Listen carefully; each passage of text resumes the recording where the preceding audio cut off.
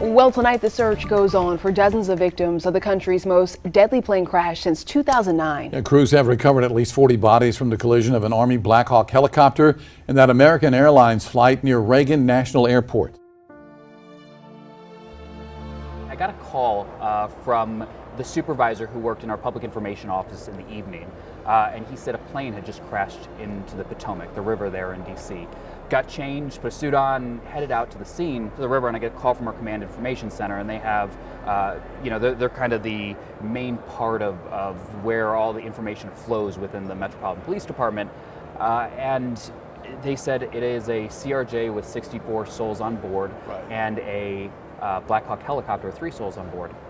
At that moment, it really became, from the communications side and having to talk to the media, how do we start to get the message out there that we're responding? Again, we really didn't know, besides the scope now right, of how big this crash actually was, we didn't quite know all the details. There was a lot of misinformation out there as well. And so one of the things that we immediately did was put out a statement on our social media that we were responding to the reports of plane crash over the Potomac. So we got that out pretty quickly. Looking back now, what do you think went well? We were able to brief the media fairly quickly. I think by right, midnight we had a press conference. So there was some information out there and we had cleared up the misinformation.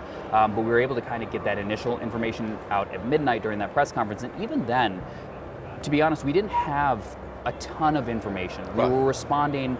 We knew that there was a crash. We had divers in the water. They were looking for potential survivors. Right. But we didn't really know much more than that. Gotcha. So that was really good in the beginning, is trying to get out there and get as much information out. What advice do you give to public information officers who may be in a similar situation to the one that you were in? It's really about practice for me and those drills. We talk about, in policing, in law enforcement, public safety, it's constantly about practice makes perfect. Right. My advice to any public information officer is really be involved when a department is doing drills. And I think that's really important because it not only lets the public information officer have some practice to these incidents, right, it also, from the operational side, allows the operational people to see how does this interact with what we do.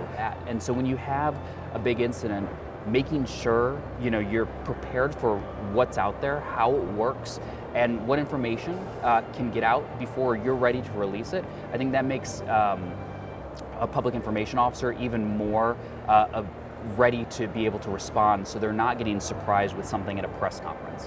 Well, thank you ever so much. Absolutely. Really appreciate Absolutely. it. Thank you very much. Thank you.